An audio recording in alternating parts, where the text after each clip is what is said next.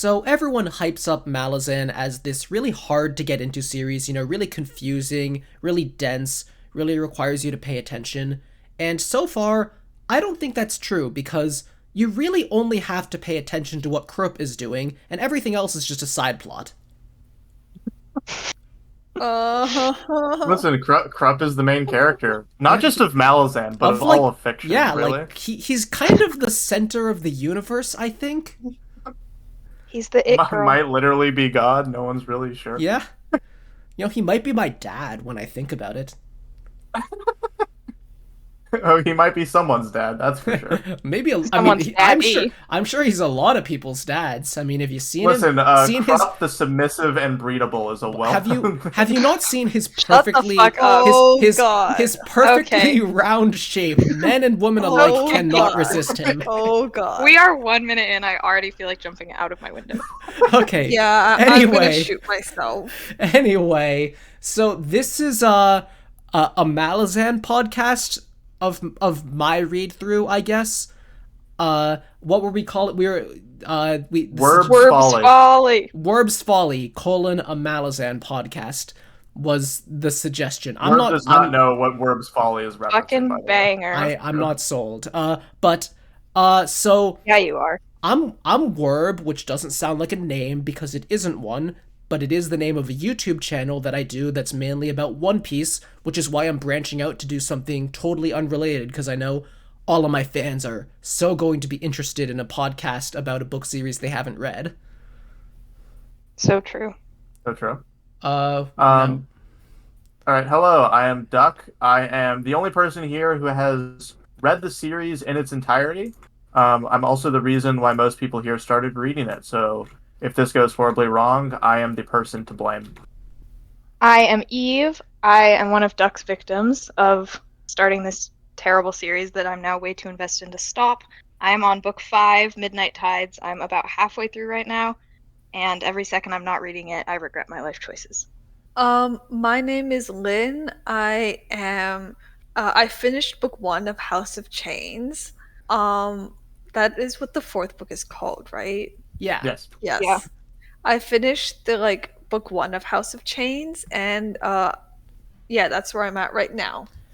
And also, I'm also one of Duck's victims. Yeah, we're all victims here. This is Aren't a victim support group. And Duck. No, I'm a victim of myself. Yeah, that's an accurate. You're a victim of Steven Erickson. That's true. Yeah. Anyway, we're just gonna talk about the series. Oh yeah, so I've started Gardens of the Moon. I've read half of it. I think the prologue through chapter 10. That is the first 3 parts, by the way. I don't think I finished the part I'm in. I think there's at least another chapter. No, 10 is the end of that part. It is? Did I? Yes. I'm opening up my book. Oh wow, Let's it is. take a brief recess. You know what? It is. You're right. Yeah, I thought you were smart and finished a part before we started recording. Wait, what was the last thing that happened in the part you read? The last thing that happened. Tattersail goes boom boom. What? Yeah, Tattersail get kapow and no. Lorne and Tool have this conversation where Tool, it feels like whatever the Talan Imas are doing is something way bigger than even the Malazan, or at least the current Malazan Empire, actually understands. I don't know. But anyway, that's we're getting a bit ahead of ourselves there.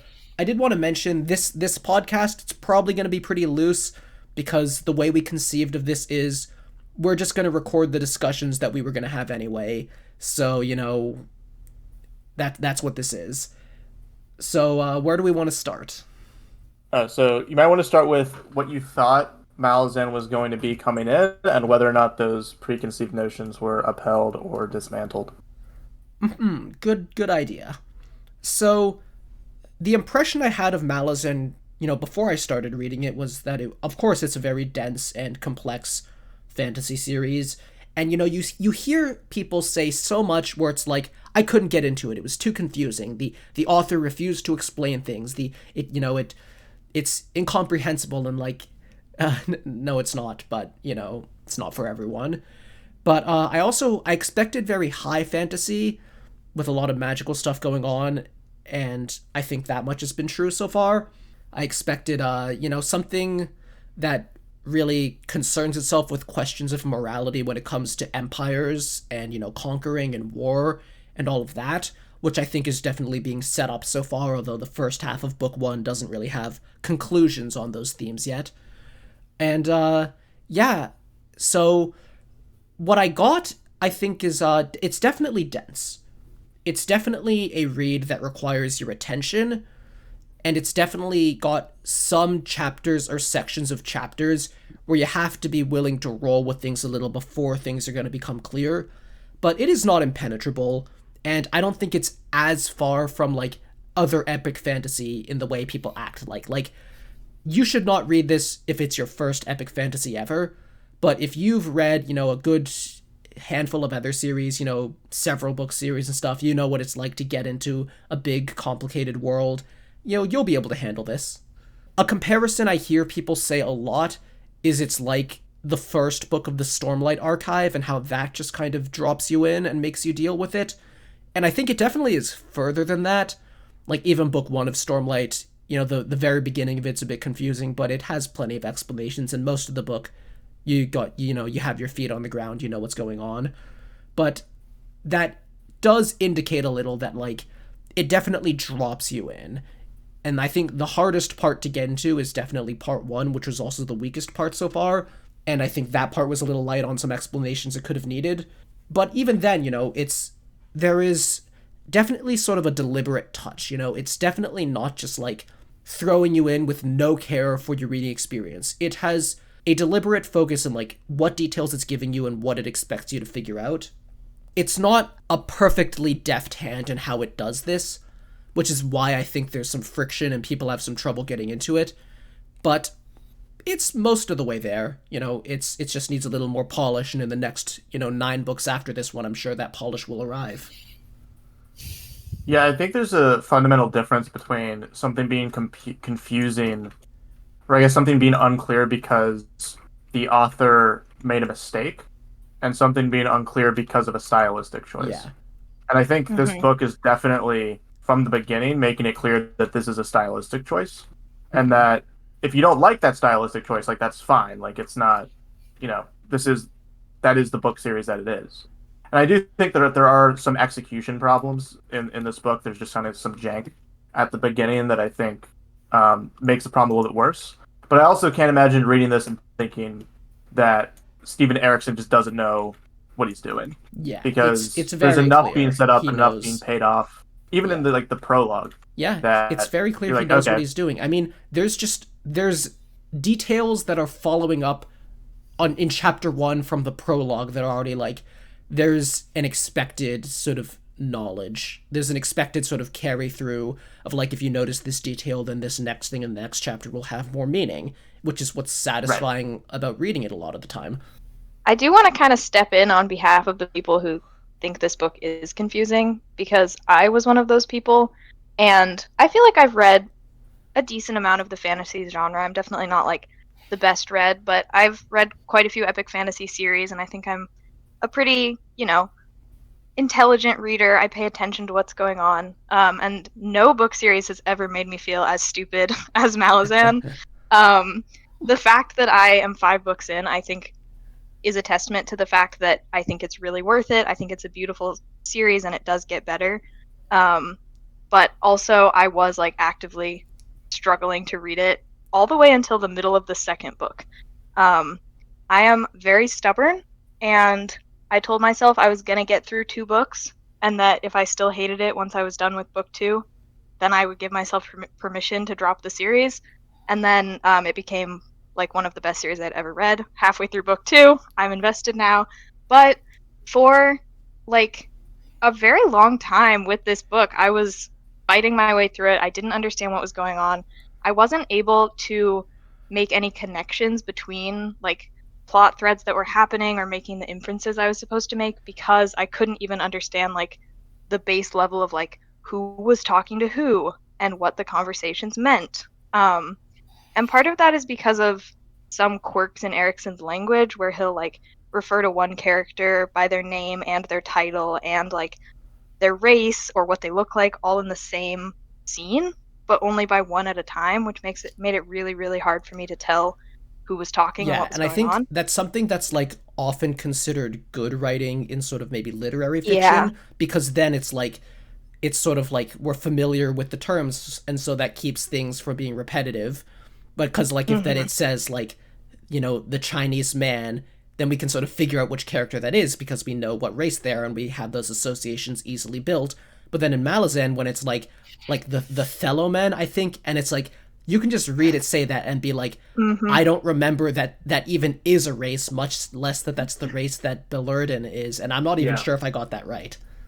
Yep, 100%.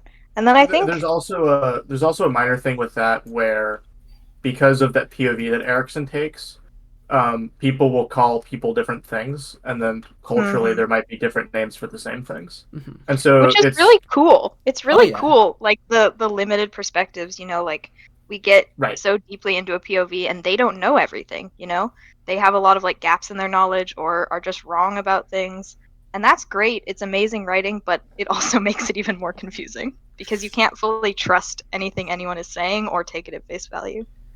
So I Also, can I can give some examples about things that I was confused on when I was reading it. So, like at the beginning, you're sort of dropped in this world, you don't really know what's possible, and so like there's a lot of talk in part one about Opon and like Opon's presence Yeah. and like what that means, and I just did not think that Opon was like a person. Like I thought like, oh, this is like a cultural thing where it's like, oh, if we're unlucky, then Opon is against us, but if we're lucky, then Opon's for us. And it's sort of like And then they just kind of like show up, Opon, and you're like, like okay, Paran dies and Opon just talks to yeah, him literally is and like, is like, yeah, this Such a Opon is good scheming scene. stuff. Like, yeah. and And I was like, oh, that's well, apparently that was all and actually that's like very literal. that's like a whole discussion that like I think maybe we can't like we should get into later, but like just the active presence in the story that gods have is very interesting. Right. But that's I will And that, also. yeah. yeah, that's something that's set up in the prologue with what Whiskey Jack tells Perrin, but it's like I didn't know how literally to take that. I Yeah. also, for like 3 books, thought that Hood, the God in Death, and Shadow Throne were the same guy, because whenever Shadow Throne shows up, he's described with a hood, and I'm like, that okay, might be on this makes you. sense. Well, and I then also. also there's this No, that scene. makes sense. No. No, like while we're talking about beefs we have with the series, one thing I had is that he never describes what anybody looks like. Like That is he so will provide annoying. descriptions, but he won't be like, this was like a tall man in his like 30s who had like brown hair. It'll just be like the Tice Andy or like the whatever, like the Tello man. Or like the Erickson Jaggeds. despises the paragraph physical description whenever a new character is introduced, that most series do. No, but the thing Yeah, is there that, was like it's so annoying because like I'll be talking to Duck and he'll be like, "Oh yeah, so and so is really hot," and I'll be like, "Are they? I thought they were like a balding man in their 50s." And then he'll just show me fan art and he'll be like, "Oh no, this guy is hot." But like, how did anyone know that? Because like, Listen, if you needed fan art to know that Calor was hot, that's on you. Ew. you chose the one character that's not objectively hot. I'm Like, I kidding. love Calor, but I've read Ew. one scene with Calor. He was I don't think he was hot in that one, but he wasn't not hot in it. Anyway, this isn't the Calor podcast, but I think Or is it? it can be. No, I think because of that, it just feels difficult to get your footing early on, and I think Erickson was going for Yeah. like keeping you off balance and making it so that you couldn't assume anything about this world or the people or like anything. But I think it makes some of the things that he's trying to say difficult to pick up on. So like one of the subtleties of the series is that like the Malazan Empire is not white in terms of like the literal like physical like what the people look like. So I think Erickson's sort of lack of description makes it difficult to pick up on some stuff. So like one of the things is that the Malazan Empire is not white like ethnically, which is somewhat counter. Did not realize. Yeah, exactly. Basically nobody is. In Right. Malazan. So like there aren't a lot of like white people in the series in general, except for actually the book that Eve is reading, oddly enough. But Yeah, the I was point is like, that like are this there? was a I don't Yeah. remember any of those. Even then, pages. it's like not obvious at all. And so like this is something that Erickson did because he wanted to write against like Eurocentrism and fantasy, but because there's not a lot of description, it's hard to like really pick up that that is what's happening, because like if something is not described, then you just sort of assume that it's not important. And I think one of the adjustments in the series is that something can not be described and be very important, but it's just a decision that for whatever reason, because of the POV that Erickson's in or because of stylistic choice, that it's just not being described. And I think that's sort of unusual, where in most, especially like starting stories, the author like gives you some things to ground you very quickly, is sort of overloading with descriptions and sort of explanations and exposition, and then maybe a couple hundred pages in sort of backs off on that. But Erickson sort of wanted to do that from the beginning, so to speak. Yeah, and I think that if literally every aspect of this was not very complicated and dense, it would be okay to do that. Mhm. But because it's like the dialogue is like the meaning is buried under so many layers that you have to parse through, and the descriptions are confusing, and we don't know what's going on with like any of the worlds or the culture or the magic. It's like too much to wrap your brain around, at least for me. I know some people don't have any issues with it. Good for you. I'm so happy. Um, I love it now, and I think it's like a fun challenge, but like I was very frustrated while I was reading Gardens because not only does it like it kind of feels like when somebody really smart is explaining like their specific field of study to you, and you're like, that's cool, I don't know any of these words. But like they just don't know that the average person isn't going to understand that. But then it also feels like he does know, and he's like, hee hee, I'm going to be a little tricky. Like, I really want to make him think. Which is okay up to a point, but to me it goes a little far. I think in future books, without spoiling too much, there are similar situations where he'll throw you into something that you don't know anything about, but I think it works a lot more smoothly in the later books. Mm-hmm. I And think, well, what were you gonna say, Lynn? sorry, I think one of the things that like stands out about Malazan in terms of like how it's written is the dialogue, because the dialogue is very, I don't know the right word, but it's very like laconic almost. Like it's very terse. And I think Yes. it fits, like it really fits in some parts where it's like the bridge burners, they're a bunch of soldiers who know each other very well. They're very like business like. But some of the dialogue is just like, what about the thing? Ah, yes, the thing. And then it's like, you know the thing. Yeah, And and then I- it's just I- like no more dialogue. I think there's definitely a kind of terseness where like they really aren't explaining things they both know. Yeah. And like it's not necessarily like the capital T thing, like they're not necessarily, proper nouning us unnecessarily, but they are kind like there are definitely conversations where they're just saying things and I'm like going over it and I'm like I missed, like, I don't know what this is implying. I lack the knowledge to know what this implies, which is a feeling I think most fantasy series don't really put you in. And it personally I don't agree with that, but I think that the difference is it's hard to tell in Malazan when you're actually missing Well, yeah, something. because I and think when I you're think I intentionally think missing in something. most fantasy series there will be a moment where it's hard to tell what is meant, but it's like narratively framed as like, the big confusing moment. Like the end of the chapter will be like, and now I reveal to you the Glorbaglob. Whereas in Malazan, it'll just be like a random conversation sandwiched between normal conversations that you can follow, where they're just like, by the way, the Glorbaglob is leaking lately, and it's like, and it sort of trips you up, and you're like, That means that Opon is in ascendancy and that we need to counter the jagged move in the north. Opon's And in it's retrograde.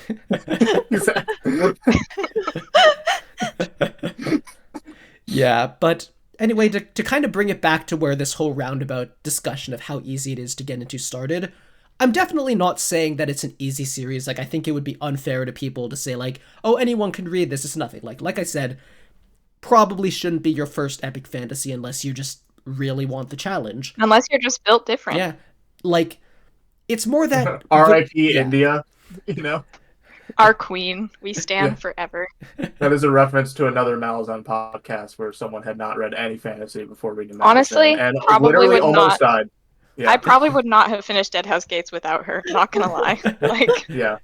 Anyway, She's It's like just so the patron saint of confused Malazan Yeah. readers. it's so nice Anyway. to just have somebody be like, "Hey, so what the fuck happened in this chapter?" And I'm like, "Okay, thank you." Anyway, I think it's mostly just that like the reputation for it is so extreme. Like I have seen people Mhm. say things about how Steven Eriksson's write, how he writes that are like to the point of being disrespectful to someone who I think is clearly from the start a very skilled writer. And it's just like, Yeah. no, this is not, this is a challenging fantasy series that is willing to not over explain things and willing to make sure that, willing to believe that you're capable of putting together subtle implications, but it's not a sadistic series. And I think the reputation in that sense has gotten a little out of hand. But like me personally, I like being an active reader. I like, piecing things together. And I'm willing to go a page back or a chapter back to check on a detail to make sure I get something because I like to be thorough. And that's something I enjoy. And that's, I think, part of why I sort of came to this very ready to put things together. And I've found that rewarding. And I don't think it's necessarily a bad thing to not like doing that. And that's not necessarily about, intelligence or, capacity to do it in theory, but more that just not what everyone enjoys in reading. And I'm honestly, Mhm. it's interesting to me to think like, what would reading this be like if I really was just rolling with things and not trying to, make sure I understand every implication, because I enjoy it the way I do it, but I'm not sure how well it would work if I wasn't, Yeah. cross-referencing things and figuring out like, okay, I this mean, is what this person is I planning. mean, that was kind I, of how I was reading it. Like, I was just like yeah, same. rolling with it. And like, I think it's an interesting experience. It's kind of just like you're listening to two people who are like, like you're new to a company or you're new to a field, and you're just listening to two people like shoot the shit, and they've been here for like ages. So they have like all these like, like specific slang or like language, and you have no idea what's going on. But you can catch like the vibe of the scene. Yeah, I am definitely also, I wouldn't say I'm not an active reader because I do really like digging into like themes and character Hmm. moments and things like that. Yeah. But in terms of like, I'm gonna solve the mystery, like I'm gonna piece together this lore reveal, that's not what I'm about. Yeah. And like we all I have am different happy to like preferences. let it wash over me. I'll Yeah. I'll write a 10-page essay on like the way a character like scratches their nose on page 47. But Yeah. like I'm not gonna like it's like, oh, blah blah blah Warren opens and then like 400 pages later I'm like, oh yeah, I guess that was important. And I'm okay with that. I think my issue um is that when I was wanting to understand everything but not wanting to put in like the intense work required to understand everything in Malazan, that's where I struggled. And then when I sort of was like, okay, I'll just sit back, I'll trust the process, I'll trust the narrative, and like I'll trust my brain to be able to like make the inferences when I need to.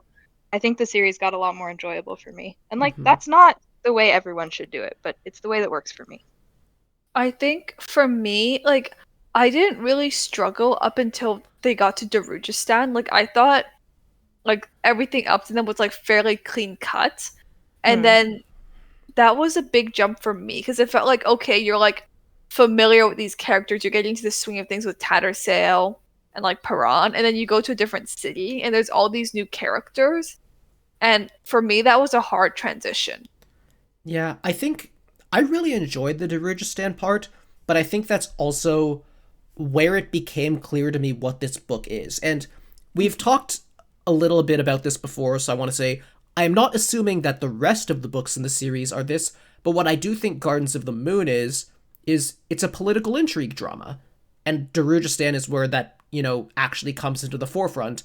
And that realization was so interesting to me because it put into a new context everything I've heard people say about Gardens of the Moon. Because, and I'm sure people have said this, but in all the discussions I was exposed to, including between the people in this podcast, I'd never heard anyone talk about Gardens of the Moon that way. But, a lot of people talk about trying to get into Malazan, referring to how it's confusing and, it wants you to figure stuff out. And I assumed that this was in the context of just being an epic fantasy series where, you have people, traveling, people battling, maybe some politicking and spying, but, just as one element. And I thought that, the requirement to piece things together would be like just to understand like where someone is and what they're trying to do and who they're fighting against at all. I thought those things would go unexplained. But when I read this and I'm like, oh, this is a political intrigue drama. When I'm in Darujistan, it wants me to piece together, what Crocus is doing and how that intersects with what the guy who got killed, I forget his name, was doing, and how that intersects with yeah, we don't give a shit about him. It intersects with some counselor. Or whatever, Baruch has his plans, and like the Assassin's Guild has their plans, and this one guy is trying to sleep with this other guy's wife, and all of those things are in a web, and you have to understand like, oh, this led to this and this led to that, and the same thing is going on in the plot on the Malazan side, where you have to understand that Tattersail is trying to do this, and the bridge burners are suspecting that, and Lauren and Taishran are planning this while Dujet's doing that, and that's intersecting with whatever nonsense Hairlock is getting up to. And to me, like, the reason it's acted, like, I think the primary reason that it's asking you to piece things together is not even to immerse you in a fantasy world. I think the primary reason it's doing that, at least in Gardens of the Moon, at least in the first half of it that I've read, is just because it's a political intrigue drama, and you're supposed to be figuring out, all of these different plans, and part of the reason that it wants the reader to think about these plans is to immerse them in the characters kind of also trying to struggle to figure out what other people's motives are. And to me, that's just what this kind of book, what this kind of story would do. Of course it would leave things up for you to interpret, it wouldn't explain things, because it's fun when you're like, oh, that's why Lauren was planning this, and that's why she did this, and that's why Paran knew this information, which then, got to Tattersail in this way. Like, that's what the story, at least in this story, is. And of course something like that isn't going to over-explain things. I also think the swap to Darujistan is also important, just in terms of, like, setting up the idea that Malazan is not going to take sides narratively in many ways, because you spend the first part and you're like with the Malazans, and you're like, okay, we know that the Malazan Empire has some internal struggles. That's literally set up like in the prologue. And so, all right, who are we going to root for in the midst of these internal struggles, right? Like, can we back the Empire? Can we back like bridge burners, whomever? And then it doesn't really matter who you pick there as like if you're going to follow somebody. Because then you immediately flip over to Darujistan, which is the place that's getting invaded. And that, I think this is what makes it really interesting, is that that place is as politically a mess as the Malazan Empire is. Yeah. And it's like, okay, they're the free city, they're getting invaded by this evil empire. But then you get there and you're like, wait, like the council members are all corrupt. They have like this guild system that is guilds, like, assassins and thieves and wizards and like councilmen, they're all getting into their own robbed thing, and people are cheating on their spouses, and all of this is going on. And like, and everyone's ignoring the impending threat, and this is which like, is beautiful. But exactly, yeah. And it's like, and I think one thing I will say is that the actual themes of the story are not particularly clear to me so far, and I think that long term, both because it's obvious and because I've been very lightly spoiled on like vibes and loose ideas, but I'm not spoiled on like any events in the rest of the plot for the entire series. So I'm like 99% unspoiled. But I have, the vague implication that, Malazan is going to thematically concern itself with questions of morality. Are important to Malazan, questions of morality and, conquering and war and all of that. But I don't think... theme. Werb, it's very simple. Whatever side the Tice Andy on, that's the correct side. I do not think Dark Elves are that cool. I am not a Dark Elf fan. I'm sorry. You're gonna change your mind when you see the one who wears a leather harness and is dead. That's all I'm saying. Yes, dead people. And is also not dark. Definitely the most attractive way for people to be is dead. Just wait till Midnight Tides, okay, baby. Have you've met Anamanda Rake, right? Yeah. He was cool. He was alright. He has the scene. He has the scene in Darujistan. Right? Yeah, he met with Baruch. Yeah. He is the most character of all time. Like, I hard disagree on that one. He's mid. Like, he's cool.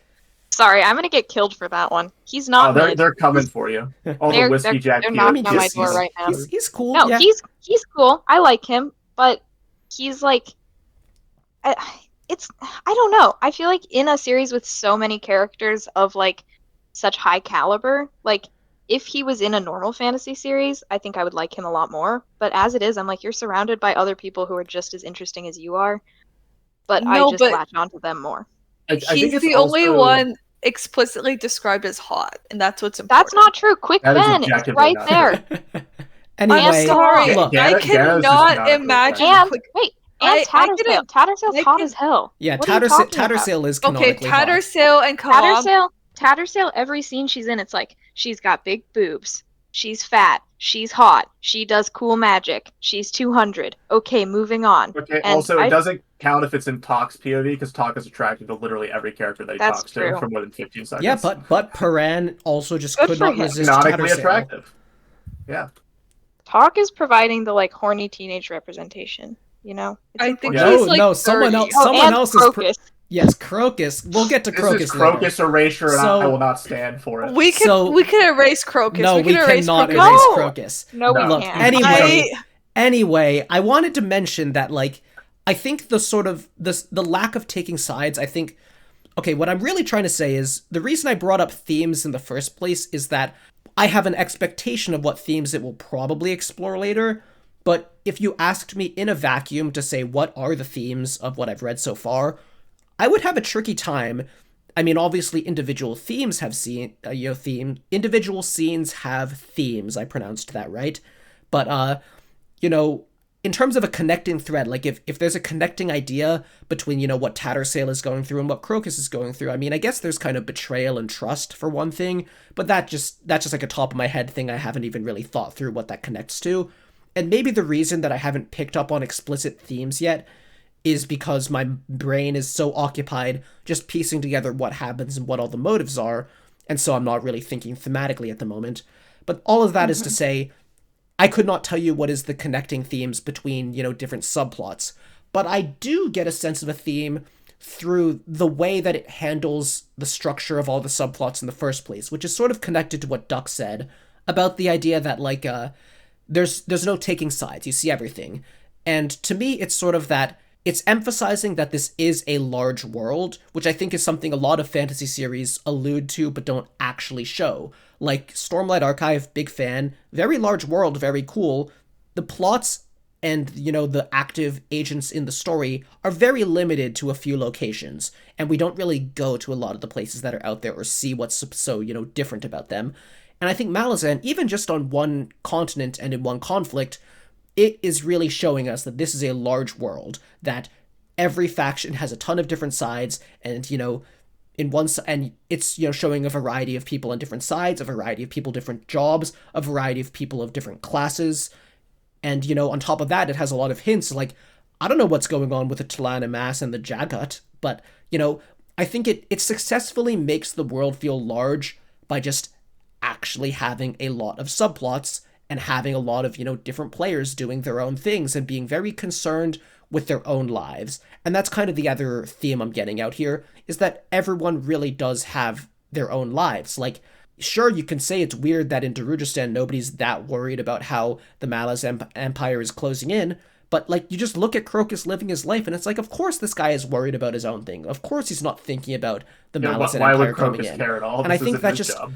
And it's, it's a simple theme that everyone has their own lives, but often the simple themes are the most powerful ones, and the way to embody a theme like that is not to do anything complicated, but just to actually show a lot of different people with their own lives. I think both those things are also really clear in the crazy array of POVs we get, which is another like hallmark of Malazan. Like one of the first things I ever learned about the series was not from Duck, it was from a different friend who was clearly less successful in indoctrinating me, who showed me a list of all the named characters, and I was like, I'm never going near this series. But just I think not having a main character, like one central character, or even like bringing up Stormlight again, even having like 3 or 4 central characters, it still gives us like a place to focus and a place to say like, okay, this is the good guy. This is who we root for. We want to cheer when Kaladin kills all those guys. Like, he's the character we care about. And in this one, we don't have that. Like, you could say, well, Ganos is the main character. No, he's not. No, he's not. Well, it also sets up... Ganos barely even has agency, at least so far. Yeah, see, that's the thing, and we is don't that cheer if for Ganos. Like, we're not... because like, he sucks. Because he sucks. Because he's annoying. He sucks. Thank you. Hey, Let's say. So I that's think that's an mean. interesting point. So let's say that you as a reader pick up the book and you're like, great, Ganos is the main character. All right, he's in the prologue. He's in chapter 1. Ganos is my guy. That's who I'm rooting for. And like Werb, you're absolutely right. His agency just gets completely undercut at every point. Yeah. You know, he like dies. He like doesn't even have a say in whether or not he comes back. And right? He's trying to argue. And all he does He's is kind of whine. Fitzcorp, He if you just think he about just it. whines about his lack of age. Do not compare him to Fitz. How dare you? I'm so sorry. Well, I don't how even agree could with Also, you what kind I hate- kind of Realm of the I- Elderling spoilers. I'm not gonna I lie. said it for the bit. Also, it is. How Yeah, we can could take you that out. hate Ganos Paran but like Crocus? Like, I'm already Okay, mad. look. I Okay, I do wanna Ganos say- is full of. Can I finish my point about Ganos, please? Okay, no. All right, so We went off the rails. Okay, everyone, shut so up. I don't know what the good thing is, so I'm just gonna start. Because when Ganos gets killed, right, he's sitting there and he's trying to argue with I think it's Hood's herald or his representative or whatever. Yeah. He's like, please, for the love of God, don't bring me back, because the deal gets brought up that like someone that Ganos cares about is going to get killed in return. And Ganos is like, nope, I don't want that. He tries to make like the heroic, altruistic sacrifice. And then the gods are basically like, yeah, this isn't about you. Like, I don't know what to say. Like, we're doing this for us. So, yeah, we don't really give a shit whether or not you want to come back, because you serve a political role that we are going to exploit, which is the same thing, by the way, that Lorne did to him when Lorne kind of drafted him into her right-hand man, so to speak. yeah. Literally, all I was gonna say is that I'm a Lorne stan. Like, she is just amazing. I just love her. She's underrated. That's all. I've never heard anyone talk about Lorne, so I have to talk about her. No, actually on my I was a profile. Lorne stan too. Like, especially Yeah. like reading that book. I was like, Lorne was like, you know, my main character for me. Same. She's She cool. is both a like thematic and plot relevant anchor point where every time I was like, what does Lorne think about this? What's Yeah, Lorne doing yeah. right now? And like it actually helps a lot. So Way more than Ganos. what I will Man. say though is that part of the reason I think the series is a lot less confusing than it could be is because there is a core plot. There's not just one core plot. There is a handful of core plots, but for the most part they're all connected to each other, and I think that's sort of what kept me going. I mean, reading like the prologue in chapter 1, I actually did have a tricky time, although I usually have a tricky time when I'm just adapting to a new author I've never read before's style. But what sort of made me feel not too lost and like I could follow this was that, sure, we're jumping around characters, but we have this idea of like, okay, the Malazans are attacking Pale, but the people in charge of the Empire also want to get rid of people who were loyal to the old Emperor, so they're killing off people, and Tattersail and the bridge burners are victims of that, so they're allying together to try to survive, and they're getting Hairlock to do things to try and investigate what's really going on, while Paran is working for Lorne in trying to find Sari, because also there's the connecting thread of like Cotillion is possessing Sari because they dislike the Malazans and want to mess with them, and so Lorne and Paran are investigating that. And then is that a little confusing? Yes, like it's not just one thing, it's more than one thing blending together, and there are other things going on as well, like we have Tattersail stuff connecting to knowing that Opon's coin is something important, which actually is a point I found really confusing for a while. And then, that connects to how Crocus finds the coin. And the same thing is going on in Darujhistan, where we have a bunch of POVs, but if you pay attention, you're like, okay, this is connecting to that. And, what I almost expected from Malazan was that every POV would be like an unrelated thing. And instead I got like, okay, this might be a new character. I might have just, at the end of what I read, gotten to see Kaladin Brood doing some things, but I understand how that connects to the Malazan's military efforts, which we saw a lot of as well, and how, they're defending effectively, well, Pale already fell, but they're defending Darujhistan, and they're working with Animander Rake, and it's like, okay, everything that's added is connected to things I already know, and there are a few core ideas, like a few core threads that I think, if you're aware of those threads, then you can piece it together. I think the other thing that Malazan does really well is that, like, it just doesn't make the world feel like big but well connected. It makes the world feel old and well connected. Which I think 'Cause, like- that's something I think I've only gotten a little hint of, but like there was a bit like near the end of what I was reading where it's like the Talana Mass are like 300,000 years old, and they talk about like a Jagat tyrant and like how and like all these ancient mistakes and conflicts, and I'm like, boy, that's that like and like Lauren, it feels like Lauren is as confused as I am there. Like Lauren is just like working with this guy because he's really powerful and magical, and he's just like, yep, this sure is connected to some ancient history that's of a far greater scale than your little empire. Well, I love those moments because it shows that like all of the conflicts, or almost all the conflicts that are so like important to the POV characters, are just like absolutely small potatoes compared to like literally anything else going on. Because like we get Opon like meddling all the time, and it's like I don't even know what their goal is. Like, what are you trying to do right now? I have no idea. And then meanwhile we have Crocus, who's like, oh shit, I was kind of awkward when I broke into that woman's apartment. And which is it's so good. interesting. And he's so upset about it. Yeah. And it's like, yeah, like he would be more upset about that than like, oh yeah, what happened between these two ancient races thousands of years ago? And like, how is that impacting this random guy who ascended and we don't even know what that means and yet? it's one of like, those things that's like, this is not a unique theme. I'm not sure I've read anything else that does this theme this well. And it's not even like it was anything that complicated to do this theme. It's just that like, it just had to be bold enough and ambitious enough to actually go for it. To actually have that many POVs and that large of a world to allude to, and to do it with good writing so it doesn't feel forced. Yeah. I think another thing that Malazan does really well is tying its themes to specific scenes. And so, like, you have this idea, I think it's probably the main thing that's happened so far, which is that sort of things are always bigger. There's always more surrounding you that you think, and those things that are surrounding you probably have more influence than you want. Yeah. And so you have that, like, Ganos sort of gets subsumed by the Empire, right? And then, like, he then later gets subsumed by the gods. But even, like, the Malazan Empire itself is, like, 100 years old or something like that at this point. And it's, like, it itself is kind of consumed and driven by the history around it. And I think that scene with Tool and Lorne, where they're sort of talking about it, and Lorne, who sort of is a representative of the Empire in a lot of ways, like, has that realization where she's like, this has been going on for hundreds of thousands of years. Like what the Malazan Empire is doing is not, they're not special and quirky, and they didn't like invent this stuff. Like the conquering and the reconquering and everything has been like, humans didn't even invent it. Like this was pre humanity that this was going on. Mm-hmm. And I think Like- that's the like oh, this is what it's not just like this is the theme, but this is the scene that nails that theme down to the story. Yeah. Yeah, like I feel like for example, like a lot of different books, like Song of Ice and Fire does this, where they're like, this thing is like 10,000 years old, and like these things happened like hundreds of thousands of years ago, but it feels a lot less like relevant to the main story.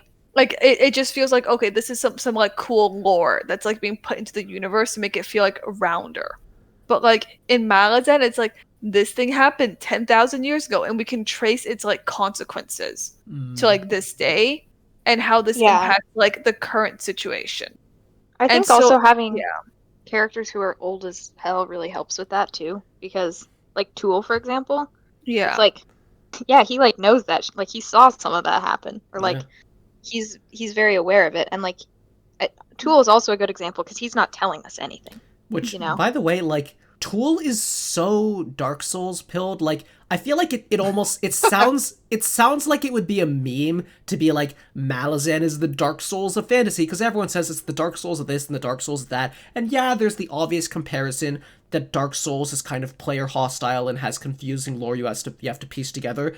And Malazan is argued to be reader hostile and have confusing lore you have to piece together what's going on. And sure, that's a obvious and cliche comparison. It's also kind of a true comparison.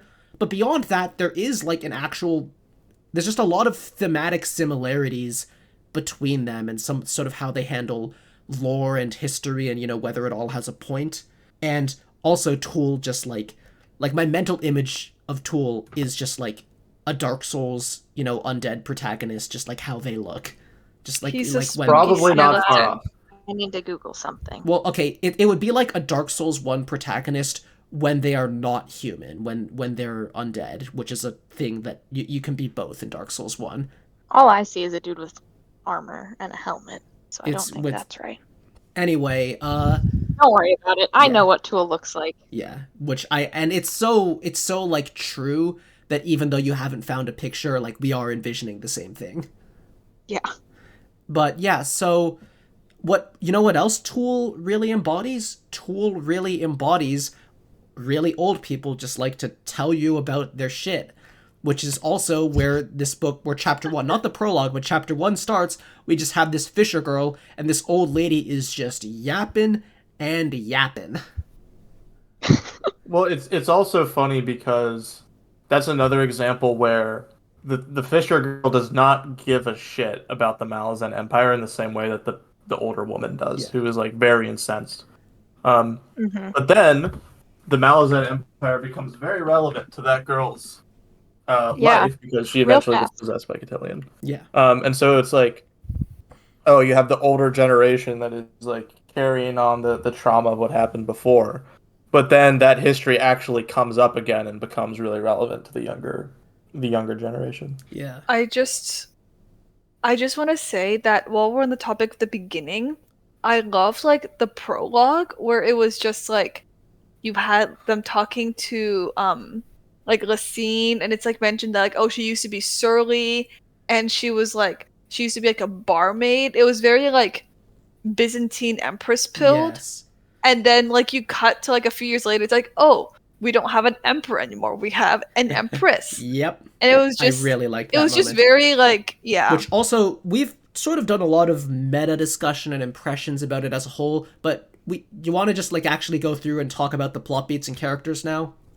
Sure. Yeah, I think it's probably time. All right. So yeah. So can we start at the prologue? Yeah, which you're right where we were.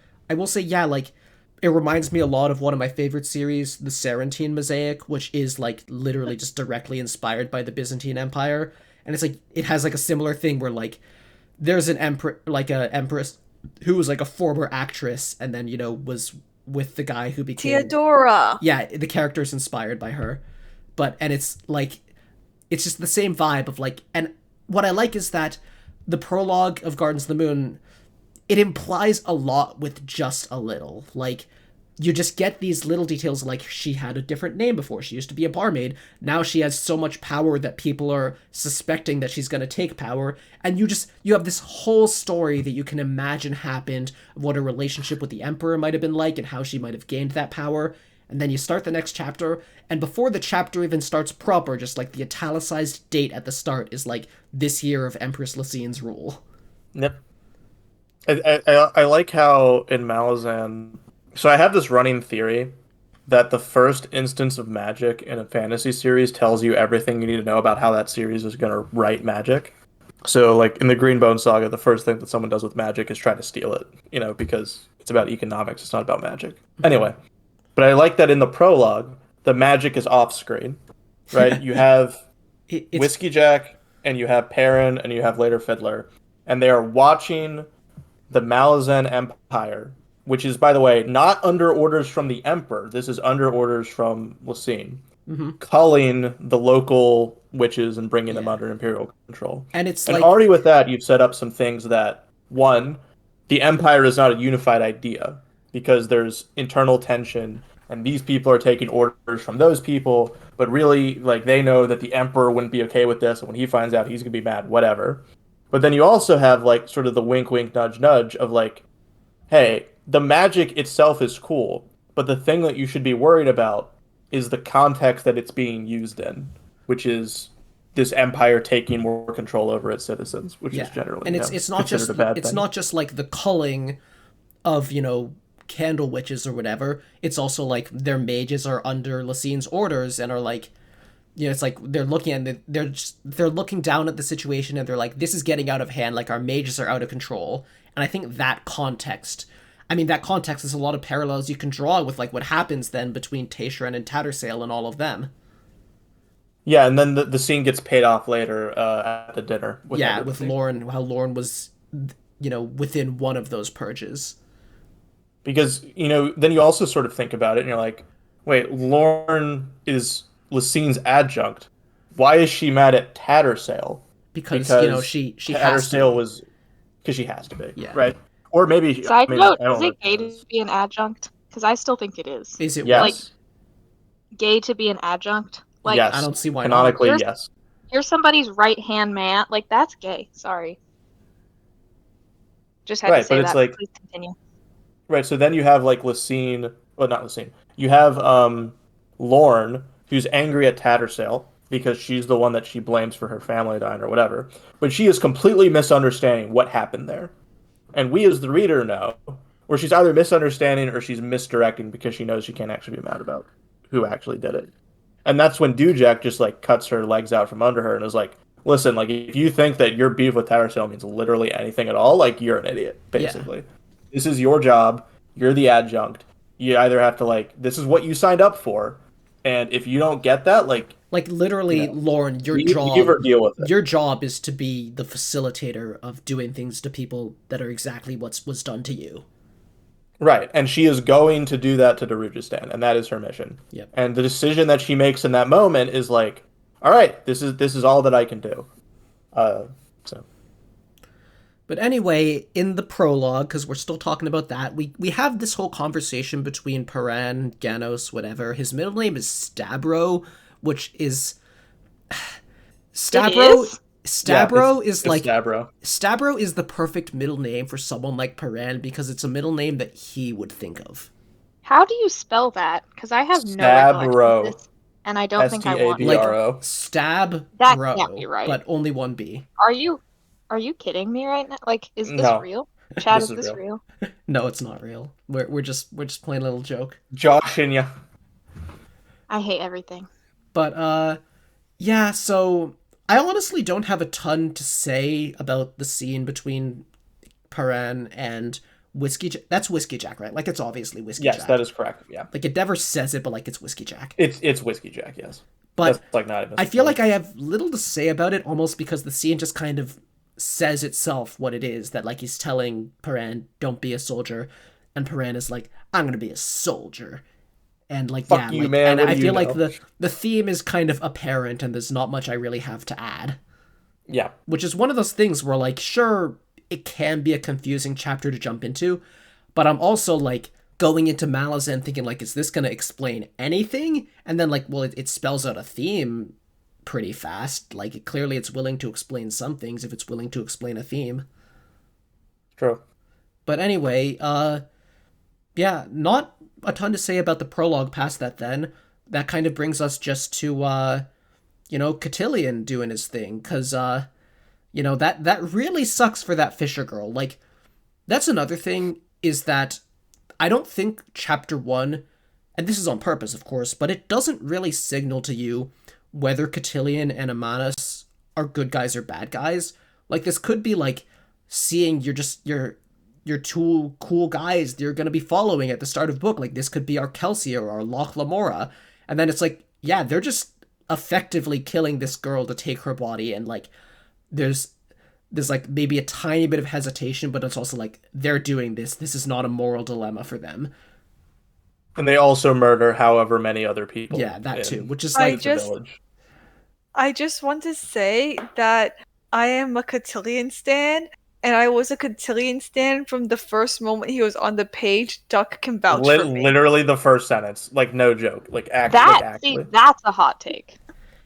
what is there to I'm stand not at that saying point? you're wrong. What is there to stand? I was just like it's just so interesting. You're like old lady dead, girl taken over, bunch of shadow hounds murdering people. He seems cool. I mean, even my now, favorite like now. I feel like at least nothing gets Lynn's rocks off like lost female innocence. Am I right?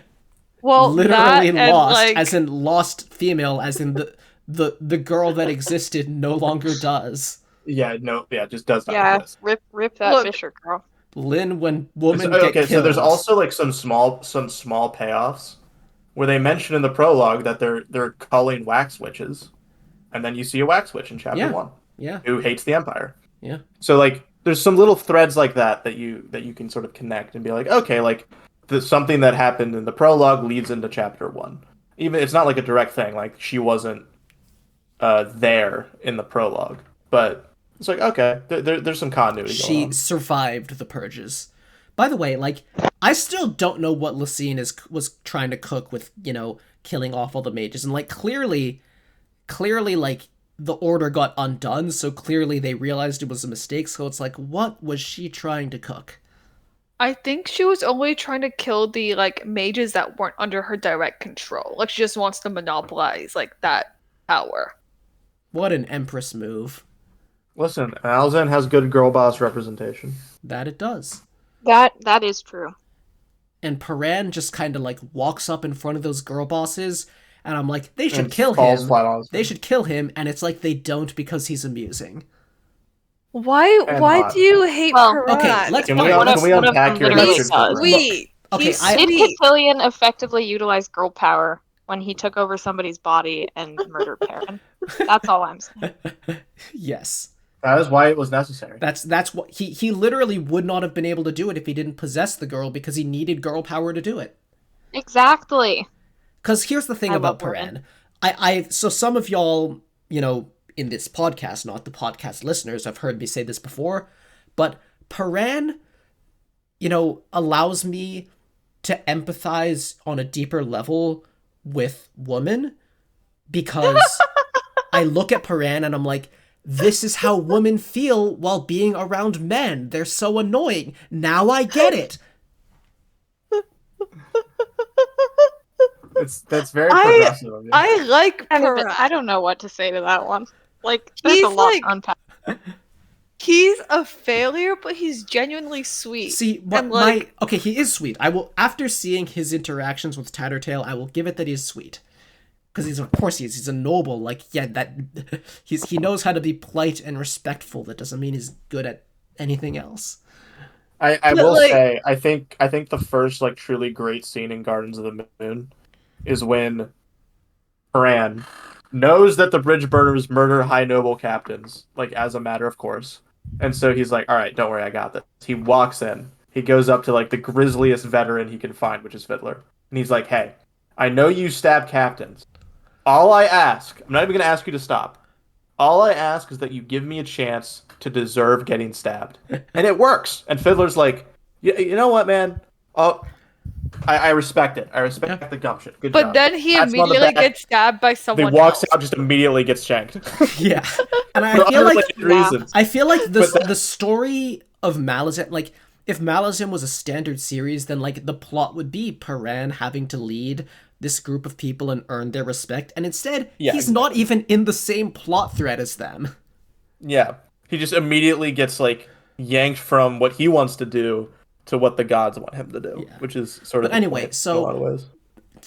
In all seriousness, I just feel like Paran, he's someone who places a lot of sort of narrative weight on himself. Like, I feel like he just very much looks at things solely from his perspective. Like first scene, one of the first scenes with him as an adult is he says, like, I am forever changed by how, I saw all of those dead bodies, all that destruction, from Amanas's hounds. And he's like, that was horrifying. Like, I am, forever changed. I am a man now. And I'm like, no, you're not. You're sure you're traumatized, but you're still a kid. And then, like, I feel like this keeps happening. Like, later, it's like 3 years later, he's been working for Lorne for years, and he's like, damn, I'm so jaded now that I've experienced not having any agency. I've just been a tool of the Empire, and that, like, that's now my perspective is forever changed. I'm like, shut up. Like, it's just the way he talks about it. He's just like a little I don't think self-important. this might be a you thing. He's in No, his 20s. What do I you agree with expect of that. him? That's honestly relatable because I feel like, yeah, if you're in your like 20s and you're not having like mind-blowing realizations every day that are like actually just stupid, like what are you doing? Look, like, all- maybe I I have see these too all the much. time. Maybe I see too much of myself in him. That's possible. But I mean, usually, I wasn't going to say it. You're But like, usually look when at I that cringe motherfucker. when I see Lame. characters I relate to a lot, they're my favorites. you love Crocus. So I don't get it. I don't love Crocus. Look. Here's the thing about Crocus. He's my little PogChamp. Oh no! Uncalled So for. true, best. Stop it. Stop. No. An act no, of violence. No, no. I really like Crocus because he just does not give a shit about anything important He's that's just happening. a little but he's guy. like he's just a little guy, but he's like He's a lad. kind of embracing that. Like I feel like with Lorne, it's like, oh my god, I'm so narrow-minded. Like why do I not understand the bigger workings of the universe? Meanwhile, Crocus is just sitting back like, Do you mean with yeah, Paran, not Lauren? titties. No, with Lorne or both. I mean, I really. guess Lauren is like that too, just like on a bigger scale. Like Yeah, Lauren exactly. is on a Like- bigger scale she understands, and a bigger scale she doesn't understand. Right, and like that like bothers her, the fact that like her entire existence might be kind of pointless. Yeah. But listen, Crocus just wants a hot girlfriend, Yeah. and like if And that's I- not I do- relatable, I don't know. I mean, what it that's is. And getting- he goes about it the worst possible way. The Well, look, the I absolute have worst. I have not Friendship yet love. I have not yet gotten to what he does, but also that's not a spoiler because Oh. no duh he's gonna make this is not going to go well for him. I mean, just the beginning scene where he breaks in and he's like, just immediately like, what I enamored find- is What kind I of funny. What I find interesting is that like he is just experiencing horny forced love in that very petty, meaningless, childish way. But what I find interesting is that like he is interpreting it in a very specific way because the way he interacted with her, where he's experienced that kind of like I have sullied something beautiful and perfect reaction, where like at its core, it's that he's really horny for her, but he doesn't know how to process that, and he doesn't know how to how to rationalize his own actions in the context of that, and so he's like forcing himself to sort of feel like he has probably like I assume he's gonna do something bad to try and make things up to her. He's probably gonna try and give that stuff back to her, and is probably gonna he's probably like here's what I predict: he breaks into her house. He's like he wakes her up and he's like, I'm giving you back these things because I love you. And she's like, guards, guards. And like, yeah, it's going to be a mess. And it's going to be very embarrassing to read. But, I like reading him make those mistakes. And that's kind of the thing where maybe this isn't Paran's fault. But like, Crocus is making mistakes. Paran isn't doing anything. He has no agency. And I get that it's been So taken true. away from him. But like, come on, man. I feel like I like reading about Paran because he's like. Thing is, like, I think Paran is like objectively like he's a relatively smart guy. He's competent at what he does. Like, if he were What like has given he the done? chance, he would be good. I don't feel like we've gotten a chance to see him do anything. Well, he didn't get stabbed by Fiddler, which is like That's a win. I don't That's think. true. I don't No, think. no, that no. he- He knows- successfully understood how to ingratiate himself with the bridge burners. yeah, like He just diagnosed like, what he you needed get, to do, and he did it. You get the feeling that like, okay, this is a guy who like like in the right circumstance, he could just like be like great, but like he's not in the right circumstance, and like I think it's just it's fun to read, and I think reading about Paran's like sense of powerlessness can help like contextualizes like how big the world is. he's just a little like ultimately the thing is like he's privileged, I guess, is the thing. Like, how like when you read a Brandon Sanderson book, he loves, those noble princes, those like noble boys who are like so charismatic and likable. And I like a lot of those characters, but it also feels like you're maybe idealizing this a little too much when like a lot of those guys are like spoiled and privileged, but in like a subtle way where they're not like explicitly so, but it's just kind of underlying that in their attitude. And that's how Paran feels to me, like a genuine portrayal of that, where like he's not an awful person, but the way he looks at everything is just a little bit like just a little bit No, he has self-important. main character syndrome. Yes, he has main for character sure. syndrome. And I guess the thing that's weird to me about Paran, which is you could argue is a good thing, is that the easy thing for and also like to be clear, I'm not serious. Like I find Paran unlikable in a way where it's like I'm enjoying the series, there's a variety of characters and the characters feel like people and you are going to have different opinions on different people and we all will. Like I'm not saying Paran shouldn't have been in the story or anything like that or even that he needed to be changed. But like Paran feels now I forget what I was actually saying before that tangent. Oh great. Well, I think this points out one of the benefits of Malazan style, which is that it's not dependent on you liking the characters. Yeah. Like, Yep. with a lot of fantasy series, like, you have a main character, and if you like that person, then you're going to like the series. If you don't like that person, you will not like that series. And with Malazan, like, it works kind of any way. Like, Yeah. if you're like, hell yeah, Bridge Burners, awesome, love those dudes, like, yeah, you can read the series with that in mind. But you have to remember that, like, you are bringing that assessment of them as people. You can also read it and be like, man, I hate the bridge burners. Yeah. They're just like these awful people who just commit all of these like horrible war crimes, and the Empire is trying to screw them over, and they still don't like get up off their asses and do something about it. They're like, all right, nope, we're going to Pale. Bah, bah, bah, bah, bah. Yeah. And it's like, well, stop talking about it and be about it. Like, if you disagree with the Empire, leave. And both of those are like valid perspectives. I don't think that like Yeah. the narrative is like kind of pushing you one way or the other. And so like, yeah, if you don't like Perrin, it works kind of just as well as if you really like Perrin. Yeah. Okay, so I also also don't. I don't think. Oh, well, I figured out what I wanted to say about Paran, and we're all pronouncing that differently, but whatever. But like Paran, like I get that he's in a bad situation, and that's it's true that he is, but there's just a little. I think the thing for it is that he chose this. He was not forced into this. He was a noble son. he He was could have had. brainwashed though. Was he brainwashed? What do you mean?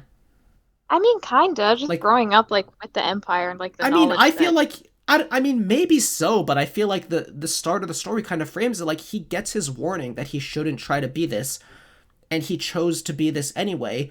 And the thing is, you could argue that like he is particularly controlled, that he is particularly has his agency particularly taken away, that he's under Lauren's control and then under the influence of the gods. But ultimately, every soldier is just a pawn who is under the control of the people in charge. He is just that in a more explicit way. And I guess the thing that really bothers me about him underneath is just that like you did not have to be this. You could have had an easy, comfy life, and you chose this. And because of that, I don't necessarily like it when you're the one complaining about it. Because a lot of people are in that situation and didn't have that choice. I mean, I feel like with Paran, it's like I do like he is kind of whiny at times, but I feel like at the same time he's not like whiny as in like woe is me. Like he like yes, like I'm in a I know. hard situation, but like I recognize like he I'm knows unfair. he chose the situation. He's just kind of Yeah, I look. like That's he's like burning off steam. I will say this. I'm not flabbergasted by the idea of you liking him. Like this is not. I recognize what you're saying. That like he's not. What the thing that bothers me is very much like a subtlety to him, and that's where the good character writing is. That he's not a caricature. That there could be a character where everything I just described about them is true, and they would be so annoying that no one would ever like them, and that is not what Paren is. And if it's almost at a certain point, it kind of just became fun for me to dislike Paren. Like I think some people might be listening to this and like this guy like hates Paren. That's such a weird thing to single out as like your most extreme take on the series. Like no, I'm kind of just having fun with it. We just like to exaggerate. Yeah. I like that's how I feel about Crocus. Like I think he's a well-written character, but like every single word from his point of view makes me want to like Yeah. take him by the shoulders and like shake him until all his teeth fall out. I don't think that's how I- shaking people works. if you shake Like, them hard enough. If you shake them hard enough, like I No, like, that's more you he have to probably you have to do a shaking motion but be bashing their face into a pole. So, But yeah, I think one strength of the series, like you said, you don't have to like the characters, but I also think that Erickson doesn't even really try to make them sympathetic. Like a lot of the time, even if we have like a morally gray or like even just a bad evil character, we'll get a moment of the author being like, but they're human too, they have emotions, they're sad because of their dead daughter or whatever it is. Like something to sort of ground us in their perspective and be like, okay, well, this person sucks, but like we can see how they got there. We like it tugs on our heartstrings intentionally. But Erickson, like, he obviously does do that because every character feels so like real and fleshed out, but he doesn't do it in a way that's like heavy-handed. yeah, it's and not he like doesn't it's not like he here's doesn't 10 expect you. It's not like here's 10 war crimes and then their loving daughter that they're a single parent for. It just like it immerses you into each character's perspective, and so like it's not that you're trying to it's not that it's trying to say that there's good or bad in that perspective. It's just like, yeah, that feels like a person's perspective, and a person is a person. Yeah, and it really lets you draw your own conclusions on basically everything. Like Erickson will almost never tell you like, and this is how you should feel about this situation or this person or this like event that just happened. It's up to the reader, and I think because of that, like that's one of the things that makes the series so fun to talk about, because you can read the same scene and get completely different things out of it. But also, like, the way that you process the series and like the way that the different characters that you latch onto, I think can change really fast. At least it does for me. Like in Malazan more than with other series. And I really like that. I think it's cool. Anyway, we're going so slow at actually going through the plot I of the know, book. because we keep talking about meta. Yeah. So, what I really enjoyed in chapter 1, and I'm gonna We're forget. still on chapter 1. Yeah, I'm gonna forget what happened chapter by chapter pretty soon, but for chapter 1, I can say I quite enjoyed sort of the progression of, like, you see Cotillion killing Sorry, and then you see, and you also get in that, like, Amana sending some hounds out, and then you get Paran's perspective, and it's like, oh wow, we found this huge, or it was Lorne's perspective, I think, but it's like, we found this huge massacre, and you piece together, oh, this was a distraction while they did that with the Fisher girl, and then it's like, oh, so after that, you get Sorry kind of signing up for the army, and then you get Paran showing up to investigate and finding a bunch of dead people where that happened, and it's like, okay, they're really covering their tracks here, and you're following both sides of this, and I feel like if it could almost feel like random scenes, and I get how it would if you're not, like, prepared for, like, if you aren't going into Malazan kind of knowing what to expect and what it's going to ask of you, but I sort of had many reasons to expect things going in, and so I went in trying to piece things together, and it was very satisfying to realize, just how all those things were connecting, and it really was not spoon-feeding it. It was very much just, like, only what it needed. And then on top of that, you get to the Tattersail plot, and then it's like, okay, here's this girl, and even before she says her name is Sorry, which I think Tattersail, it maybe goes over Tattersail's head that her name is Sorry, but I'm like, there's this mysterious girl with this company, and it's been 3 years. Oh, I betcha that's what Sorry's been up to.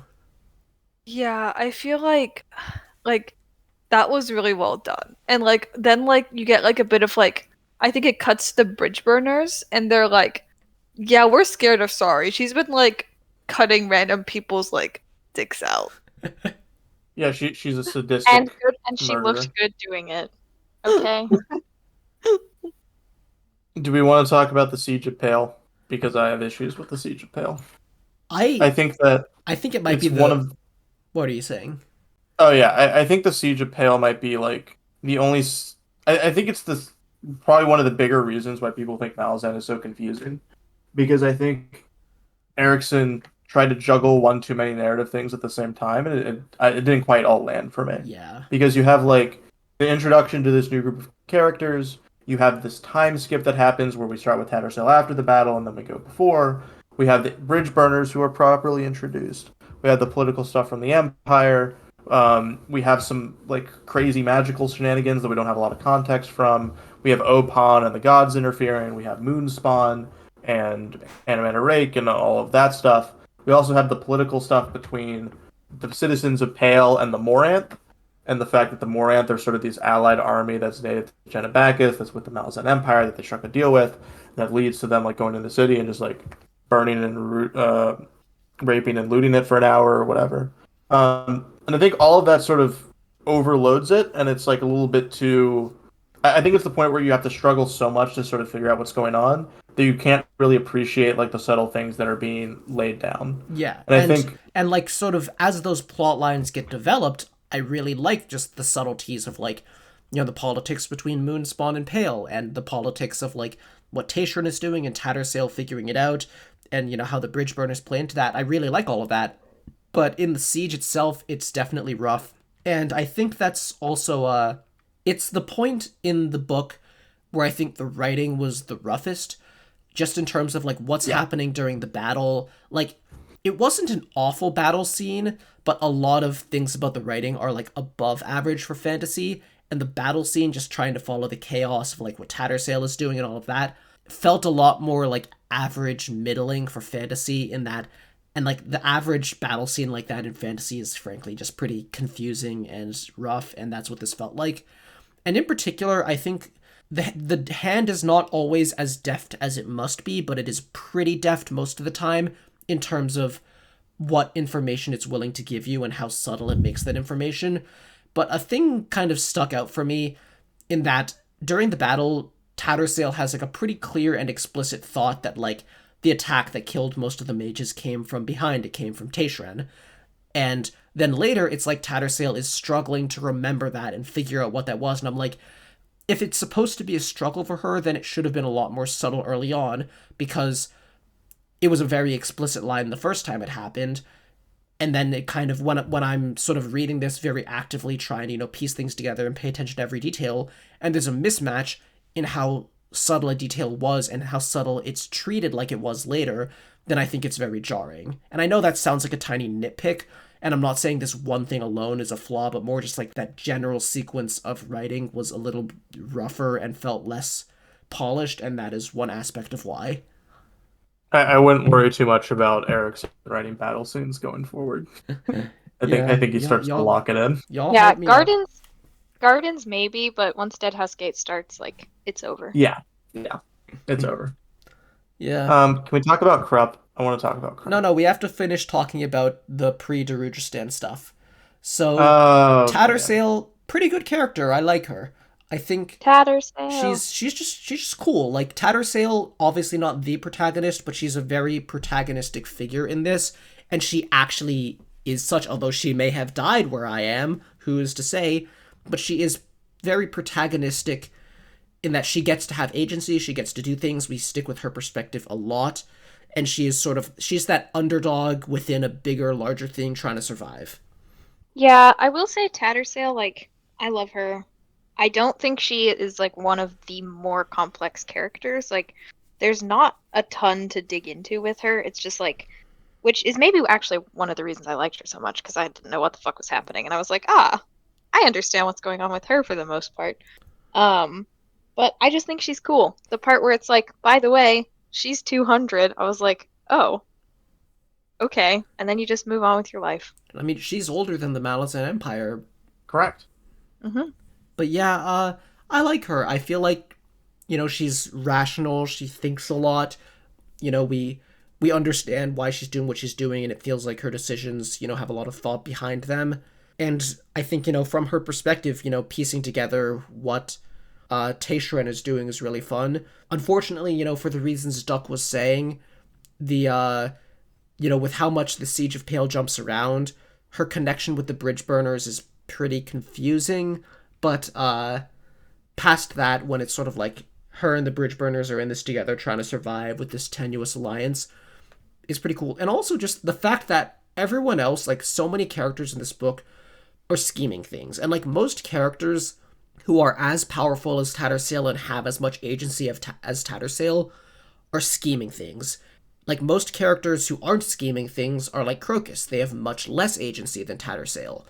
And Tattersail feels like she kind of stands out because she could have been a schemer. She could have been involved in everything and manipulating things, but she's not. She's just vibing, and her motive really is just that she's trying to survive because she knows Taishran is trying to kill her.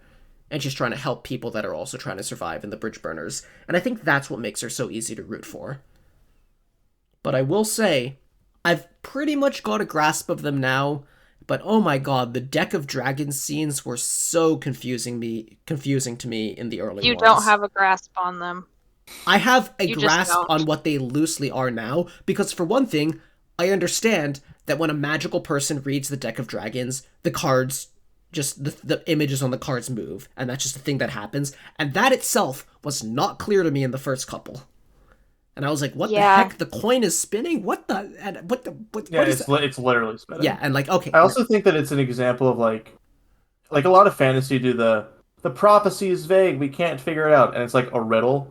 And I like that in this series it's like, the prophecy is vague, and it's like they're just all staring at like this pile of cards that's been thrown on the table, and it's like, well, this one's angled a little bit to the right. Is that pointing at the one that And it's like, it's completely understandable. And it's sort of confusing because it's very symbolic stuff, but the thing is, like, at the start of, early with the Deck of Dragons, it's very symbolic, like it's literally representing different people and gods that exist, but you are not yet familiar with what those things are actually symbols for, or even you're not yet familiar with the fact that things like that will be symbols. Like when I'm reading the first one, I'm like, this is news to me that like there's just a card in this that represents Amanus or Cotillion. Yep. And I think Yeah. one thing, I don't know for sure how true this is, but at one point it talks about like the Warren, like, because the Warren, is it of Shadow that like Amanas rules? Yes. So like that only opened up like pretty recently, probably related to Empire stuff going on and the transfer of power, but like that's new. And I think it's implied that when it opened up, their cards literally appeared in the deck of dragons. Yes. So the deck of dragons is like it's a fluid thing. Yeah. It's not. So, and it's Yes. sort of, it's inherently tied to just what magic is existing and available in the world at that moment, which is something Correct.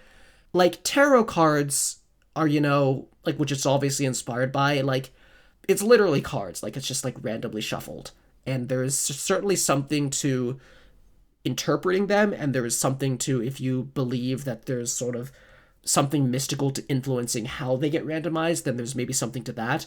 But I do think that, like, in a fantasy context, when you kind of like treat something like that as magic, when it's something that in real life can have like a perfectly scientific explanation, which is literally just randomizing cards, then I'm like, it feels a little like treating it as magic. I don't know, it feels like a lazy narrative decision to me, in that it's like you're not justifying it as magical within that world, you're just kind of relying on something we're familiar with, yet it's also something we can't understand. Anyway, that, I don't feel like I've put my thought very clearly there, but nonetheless, all of that makes it very jarring when it's like, no, this is literally magic in this world. Like, this is not like by the rules of this universe, you know, cards can foretell the future and we're just gonna say that. Like, no, these cards, the images move and stuff appears in the deck when new magic becomes available. And that was This is not some like sideshow thing. Like this Yeah. is an actual thing that serious people would pay attention to. Yeah. Yeah. And it's neat that, like, reading it is a skill, and Tattersail's better than Taishran at it. Yep. But anyway, Wish I had that. you Just kidding. you would get, I understand. it would be I so understand confusing.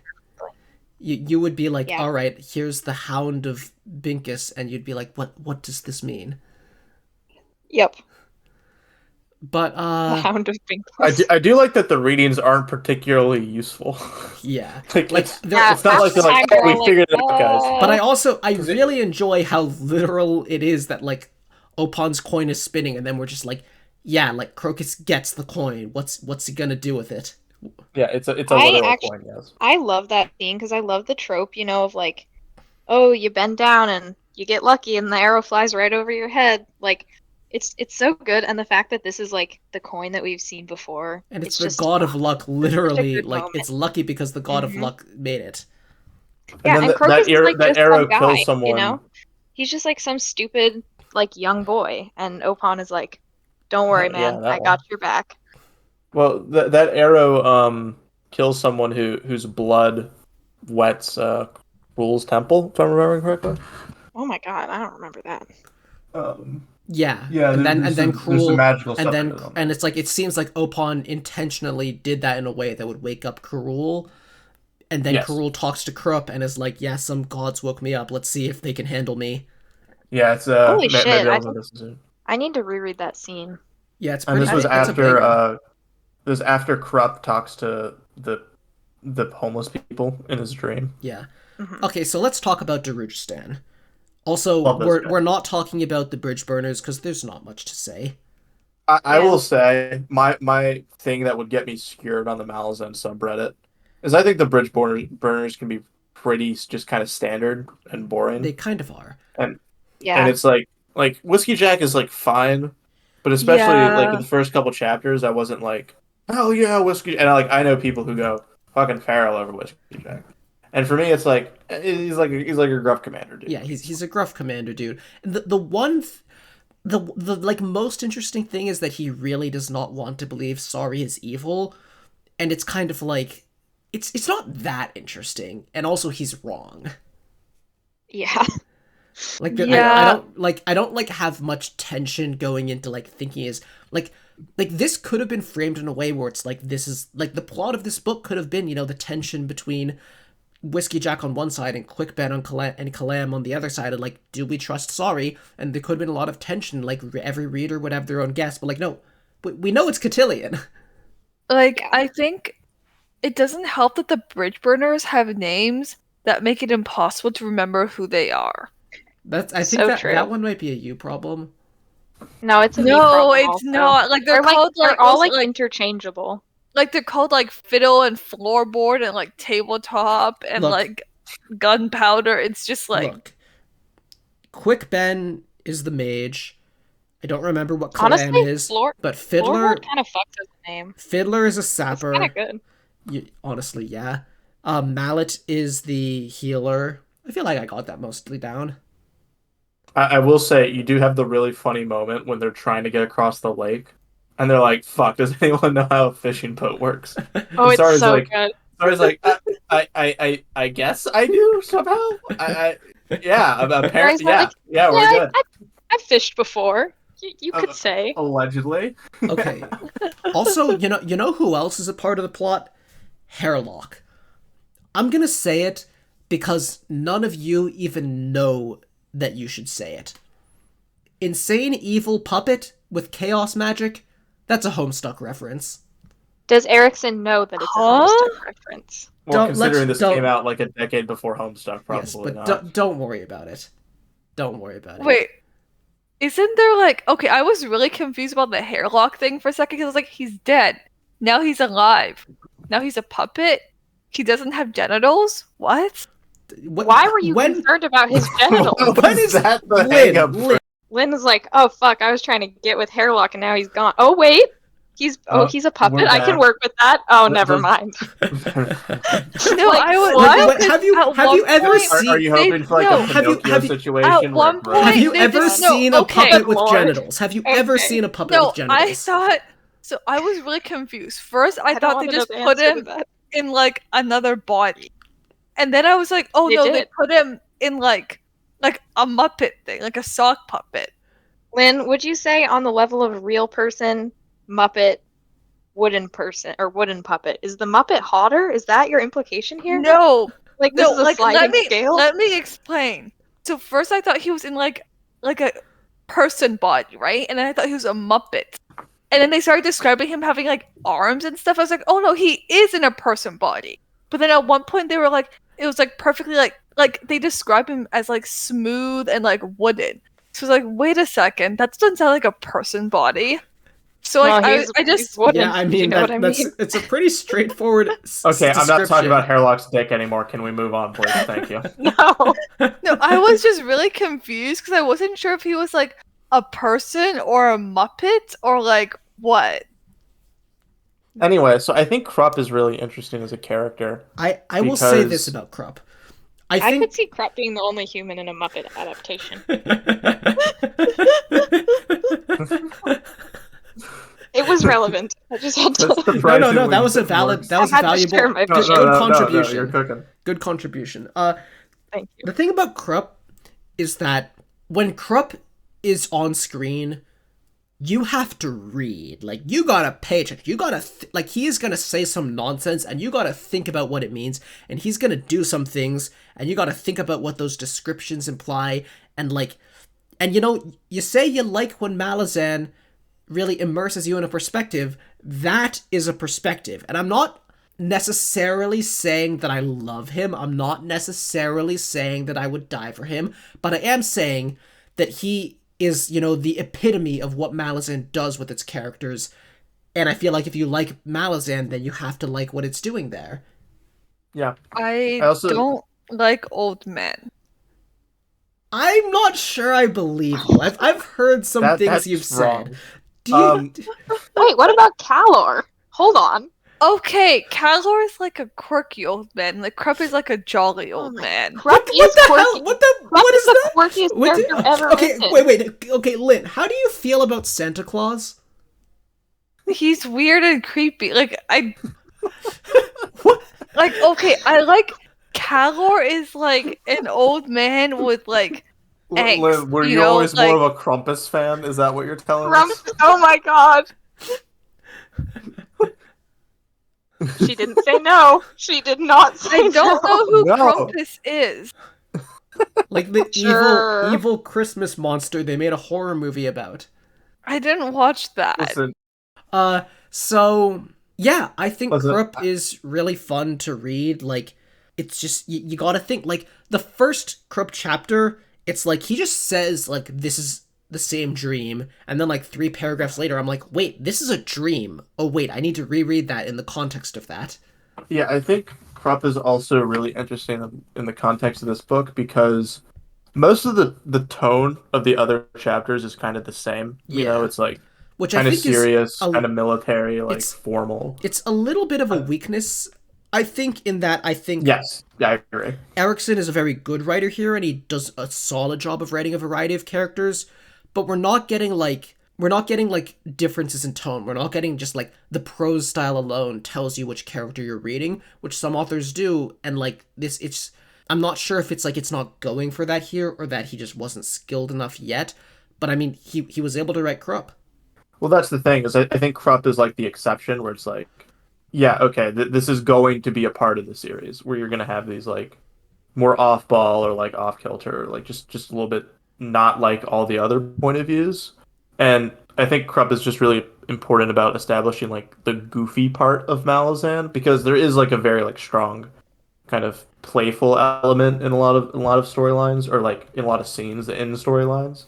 And the Krupp, it's like yeah, he's a weird little fella. Yeah. Like he's And I feel like valuable. the thing about Krupp is that he feels very real in the sense that a lot of series try to do that kind of character, but they always make them charismatic. They always it's it's That's a it's good point.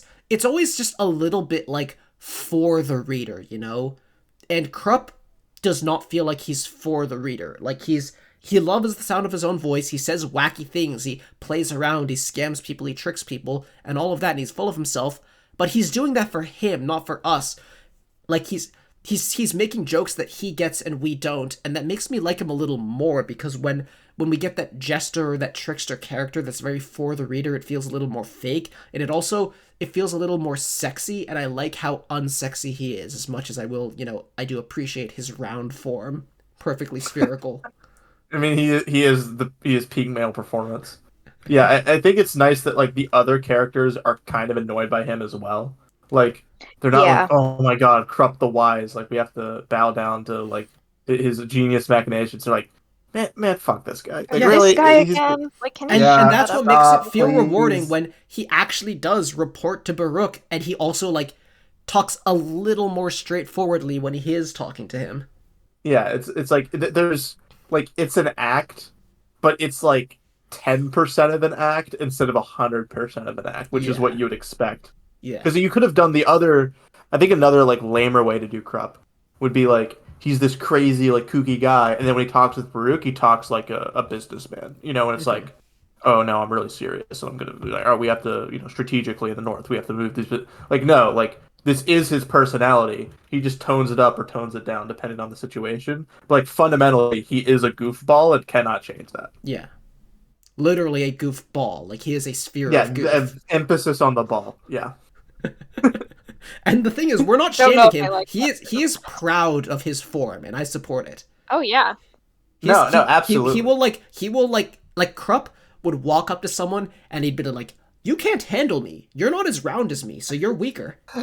And then he would just roll away. I my opinions on Krupp like yo-yo back and forth so fast. Wait, yo-yos go up and down. Okay. Yes, they do. I'm Is it like starting do you over. mean like are you thinking of a pendulum? Yes. But okay. We Yeah, we're figured just it out, guys. I really had to stop mid-sentence to think about that one. I was like, hold on. Okay. Yeah, my opinions on Krupp change very frequently because I can't decide if I think he's annoying in a funny way or annoying in an annoying way. And it literally just depends on like the scene and the specific words coming out of his mouth. I feel like Which I that respect. that And I reaction is think very that's true to Krupp because I think he's trying to walk that line. yeah, no, 100%. And I think there are people like that in real life too, where like they're just kind of too like they're leaning too far into like the clownery, where it's like Like sometimes it works and sometimes it doesn't, and you're the like, guy from okay, my university who only wore yellow everywhere, and we're like, guy, please. Yeah, no, I think I just find Krupp solidly annoying, and that's all I have to say about him. I think that like He 3 books from now, he's gonna have become my favorite character. If No, he's no, even I know in what that book he'll book. become your. I mean, I know what I'm book sure he'll this become your favorite depends on character. which books he's actually in. Yeah, I was like, bold of you That's a to great point. assume anything about Yeah, the just future as a books. note, just don't assume anyone is in any book, and you'll be a lot One of happier. the spoilers I know about the series is that Erickson was writing Memories of Ice and then deleted it, and he was like, I'm not writing that again, I'm just gonna write Dead House Gates, and that's why Dead House Gates is about a totally different cast, and then Memories of Ice goes back. Yeah, Honestly, that's he fair. was real for that. Oh yeah, Like, I would. yeah. What do we Yeah, feel about the Phoenix Inn crew? So I it's the Phoenix Inn, right? Okay, so there's actually something I have to say about them, which is that I expected a certain kind of character when I'm coming into Malazan, and that's partially just from how people talk about it. Like, I expected characters like Whiskey Jack, I expected characters like Animander Rake, I expected characters like Tattersail, and I expected characters like Krupp. And then, like, you get, like, Crocus and Murillo, and you get all these guys, and, like, the assassin guy, I forget his name, but it's like Ralik Nom. Ralik Nom. Nom nom nom nom. Anyway, Nom nom. you get these guys, and I'm like, these are not what I expected from Malazan characters. These are just epic fantasy characters.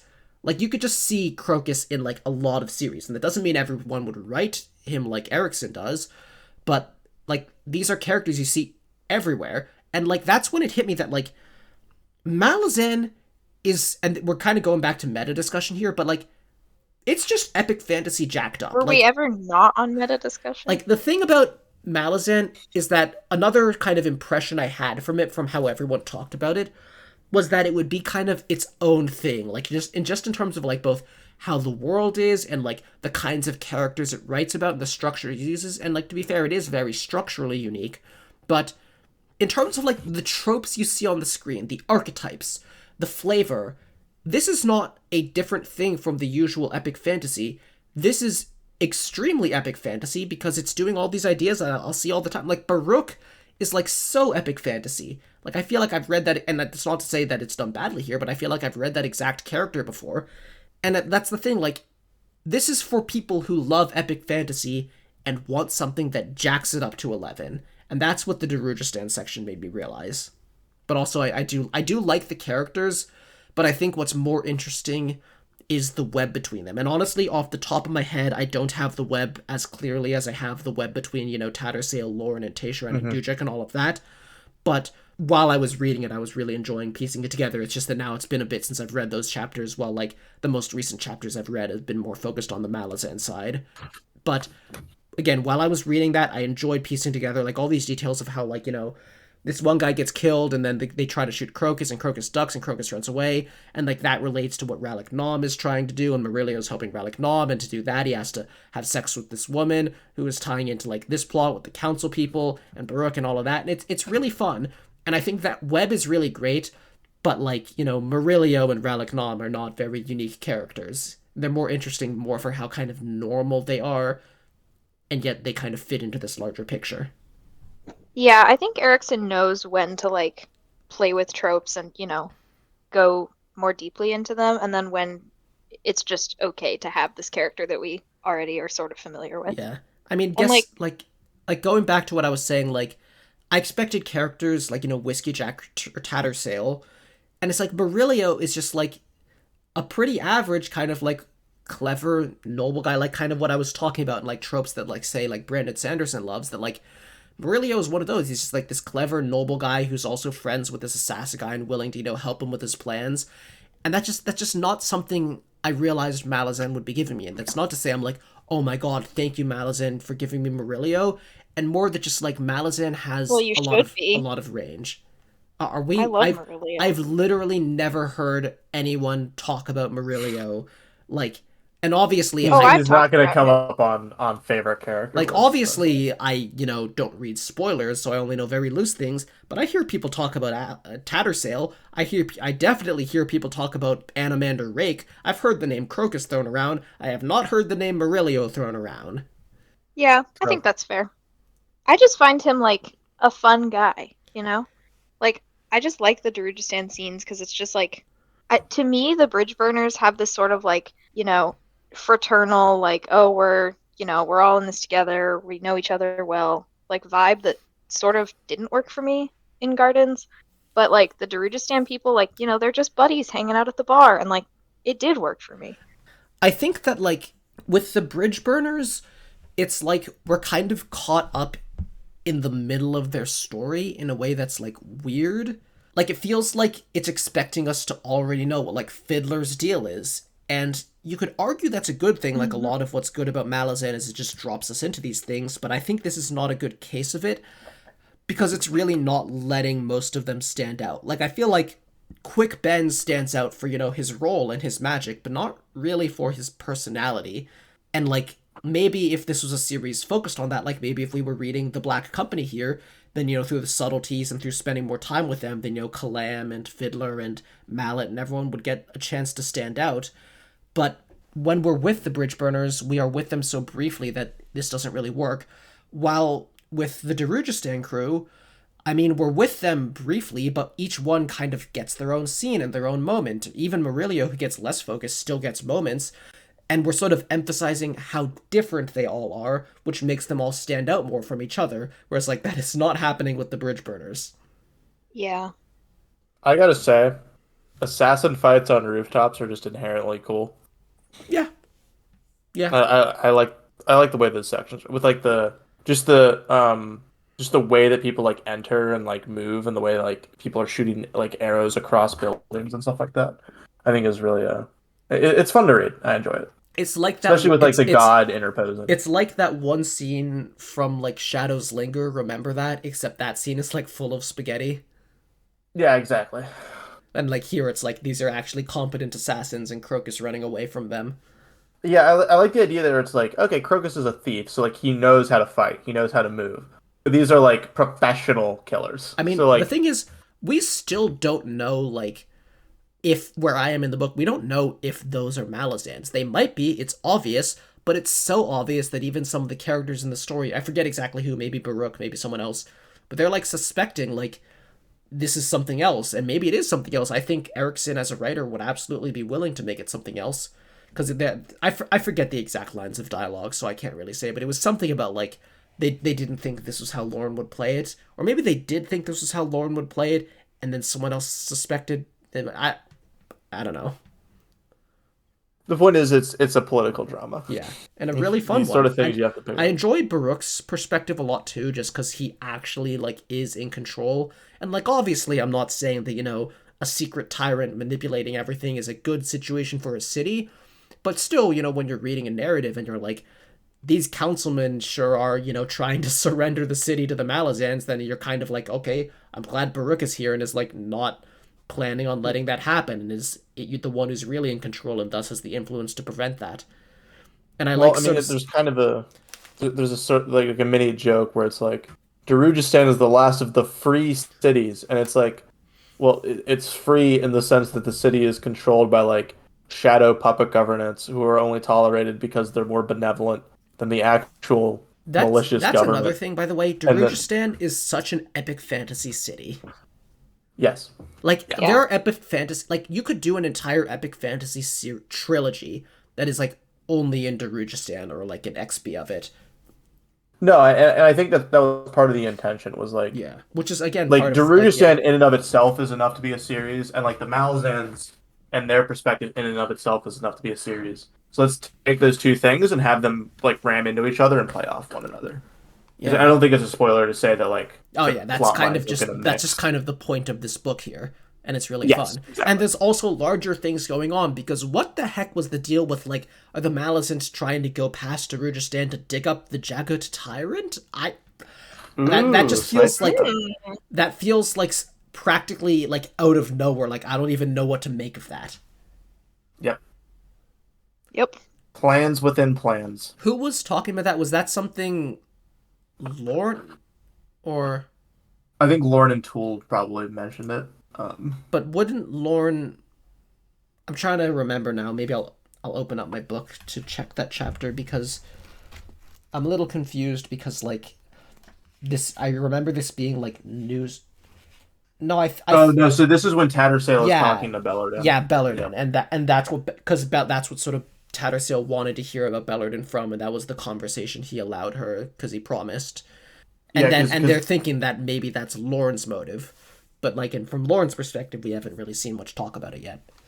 I like that scene where, because of what Tool's doing with his Warren, their magic is kind of fucked up, and so like there's like this added tension, and like it results in Tattersail like seeing it out and trying to make it work, but maybe And it's not it's clear what unclear how much happened. she actually succeeded. Yeah. But You yeah, also have a kind of gruesome scene. I mean, maybe not gruesome, but like just the idea of Bellerden carrying around his dead lover Hmm. in a sack that has been blessed by magic and is like not decaying, and That's it's just a romance, fucking baby. body in there. He's just That's walking around with romance. it, and you're like, oh, okay, yeah. that's And then he's now like, that's a quirky old man. yeah. Lynn, can we get a quirky old man rating on Bellerden, please? He's a bit too quirky. Okay. Look, the only old Listen, man the I only old man I appreciate is Calor. I I don't am think that's not the only I one. am not a quirky old man enjoyer, but I will say I think it's pretty hot for your lover to carry around your dead body that he magicked so it doesn't decompose. Like that's pretty romantic, I Well, think. I mean, why is I mean, what? See, you just used the word magic so it doesn't decompose, and now I'm like, why is this being kept around? Because there's a sweet reason and there's a reason. Don't worry. I mean, Oh, maybe well, there's just a socially, emotionally maladapted reason. And sure, and that's the romantic one. I mean, it's messed up, but yeah. it's the romantic one. But Okay. I admit I had not thought about the other reason. I changed my mind. I don't stand Bellerden. I mean, we don't I know that regret was to why. inform everyone, Bellerden has been canceled. Yeah, my apology video will come out tomorrow. I can't believe I for 30 seconds was on this guy's side. No, but I do not think that that's the reason. On the record, I think that there's a romantic reason, and then there's a potential um, plot relevant reason, like that he wants to do something or someone wants to do something. I don't think it's what you're thinking of. More like, Well, I'm gonna that see if there's a way to resurrect her. well, we Yeah, we know that like death is not people the have already been resurrected, yeah, Yeah. kinda. it's not exactly the strictest line in this universe. Reminds me, I want to mention Warren's pretty neat magic system. You just get to go places. Mm, You What get can I to say? go places and you get to open up your Warren and do spells, and that's all you really have to worry about. Yeah, there's like Elder Warrens and Yeah. stuff, but you don't have to worry about that yet. Yep. And gods, I mean, it's kind of crazy how Opon is just, messing with things, and Karul woke up, I'm interested in seeing what he does, and, all these things, and Shadow Throne is a little angry guy. Oddly interested in the Malazan Empire. So I'm gonna say this. Shadow Throne Amanus has like very like short man energy. Like he's like confident short. Like this guy's gotta be Wow. like 5'2". Like I just think that's his He dynamic. does. I think he's does. 5'2". He's a short king. I think he's 5'2", and then like Cotillion is like 6'4". That's hilarious. I valid. don't remember actually Yeah. which one is taller. I don't disagree with that though. Like on a spiritual level, it makes sense. Yeah. And I've barely seen Amanus like say or do anything, but I think this is the case. He did have long, spindly fingers, according to the wiki. Oh, I mean, don't we all? That's a good point. His womanly fingers. I think Shadow Throne and Cotillion. does it actually say he has womanly fingers? No, that was an ad lib. I think an interesting part of this series is that like there's multiple gods that are messing with stuff, and it's not even clear if they like each other because you have the part where Shadow Throne is like okay with Perrin living because he wants to figure out what Opon is doing, and so like even like the highest, it's not like oh the gods are all aware of what each other's doing. Like no, they're trying to stab each other in the back. Yeah. There's games within games that are being And played. there's a moment where Lauren mentions, like, the Malazan Empire has dealt with gods. We'll deal with them, and that's sort of a. I mean, on one hand, it's like, oh, human hubris, what a shocker. But on the other hand, it's like, it's possible to do such a thing. Like, this is not. I mean, didn't Krupp also think about that too? Like Krupp's kind of had a whole thing going on that like maybe he would have to kill a god. Yep. And Krupp, it's hard to tell if he's just exaggerating or not. It's really hard. So I don't know if there's much left for us to discuss, but I do know that near the end of my reading, I finally met Kaladin Brood, and there was also some crone stuff, and also we never really talked much about Animander Rake, although I don't think. Oh I mean, I've yeah. gotten one scene with him. There isn't much to say. We Like, stand. I think you We've read only that had one scene. scene. Wow. You read that scene, and you're either like sexiest man ever, or you're like I don't know, he's fine, and I'm kind of in the he's fine space. Yeah. I mean, Understandable. I'm sure he'll do interesting things, but that scene was literally just he shows up at Baruch's house and You, it's you like, do not have the genetic predisposition to be no, horny for Animander, I'm right? not a dark elf fan, and I'm also not like into men, so like, Yeah, I am a Dark Elf fan, but I'm not a man fan, so I think that's the There's issue. other Ty Standy for you, Eve. Exactly. Other male ones even. Like just Rake doesn't do it for me. But his I don't brother, know. though. I have a weakness for drow. Yeah. Like dark elves are just cool. Animander It's Rake true. definitely has a really deep voice. Oh, It yeah. does. Yeah. But Yeah, I don't so know. I don't know how much else we have to say. I feel like we so shockingly actually covered a lot. Kaladin Brood, I don't have a ton to cover either because we just saw him and he's a warlord, and there's some implication that he disagrees with Rake on some things, and also Crone is Crone is just doing her scheming and good for her. I love Crown. Good for her. Crone is such a good. I don't want to even say like comedic relief character because that feels like pejorative. But she's just so funny and goofy. Like the part with Turban Orr. Hold on, let me make sure that that's actually in this. Yeah, section. where like she's like I'm just like the councilman is gonna see me as a dog. Yeah, because she's like this all powerful like immortal like wizard, and she's like, hey, Baruch, would it be really funny if I turned into a dog? Because because he wouldn't know that I'm here. Okay, I'm gonna do it. I'm gonna do it. Don't worry. Don't give me away. And it's Crone is like it's like she is enjoying her life.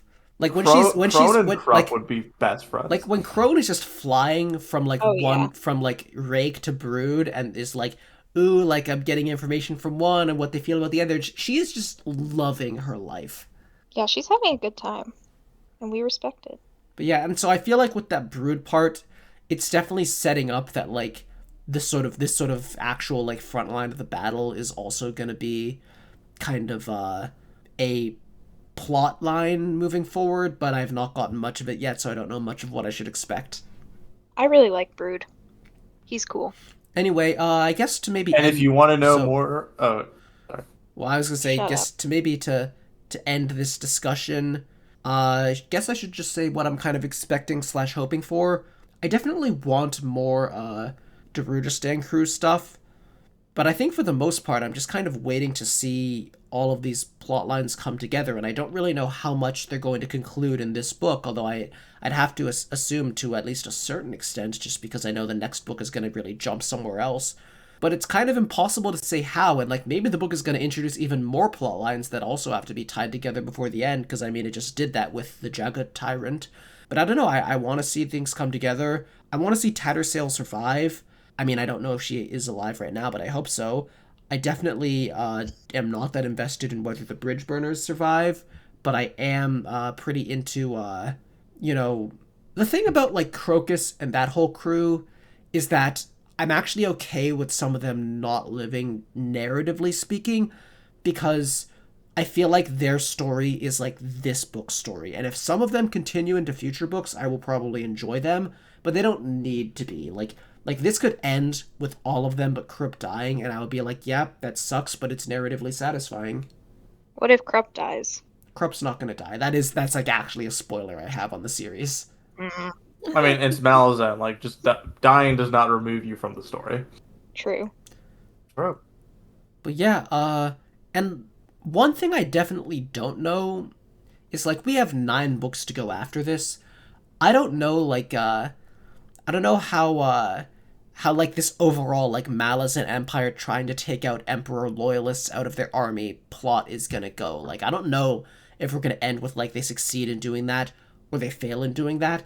And I'm pretty sure whichever happens, it might feel like that outcome was inevitable, but I don't know which one it is.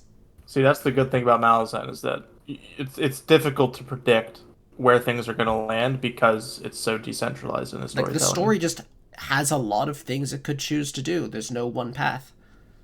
Yep. Yeah, it is hard to make predictions because there's so many like possibilities, but then also he just likes to like do crazy stuff. And so it makes it like every time you think you know what's going on, there's just another curveball, which is very fun. I love it. I'm excited. I'm excited to hear your thoughts on the last part of this book. Yeah, I mean, I don't know what I'll- they will be, but I want to hear them. I'll get back to reading. I'll read the second half of the book. I hope I enjoy it, and I can't wait for us to get together for another discussion.